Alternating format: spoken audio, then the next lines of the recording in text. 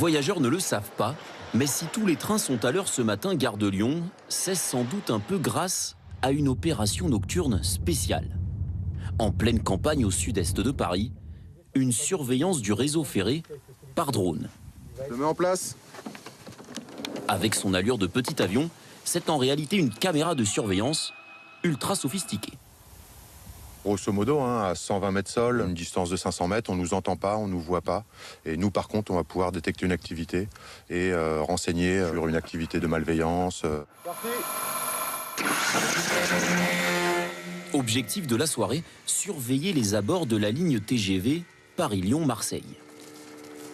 On voit très bien, on va dire comme en plein jour, un pont qui passe au-dessus des voies, la ligne ferroviaire, les installations techniques. La caméra thermique du drone peut détecter immédiatement toute présence humaine suspecte. La crainte, le vol de cuivre, les dégradations qui peuvent entraîner des retards. C'est un week-end de grand départ et donc on a une opération sur 2-3 jours où on va lancer quelques opérations à des endroits choisis. On a eu des situations effectivement qui ont empêché des actes de malveillance. Nous avons une gamme de 200 drones et on parle évidemment de plusieurs centaines d'opérations par an.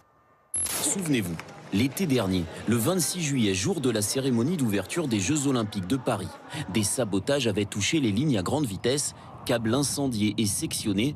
Ces opérations par drone visent à réduire les risques. Et ce matin en gare, cela vous rassure.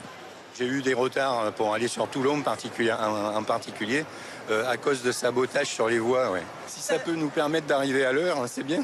Je pense qu'on n'est jamais à l'abri de ce genre de problème. S'il y a une réactivité des pouvoirs publics, c'est bien. Le drone vole de manière automatique. Il suit un itinéraire tracé à l'avance sur ordinateur. Pour être au plus près de nos lignes SNCF et s'assurer de survoler au minimum des zones habitées. Aucune intrusion détectée cette nuit-là, mais la sûreté ferroviaire et la gendarmerie peuvent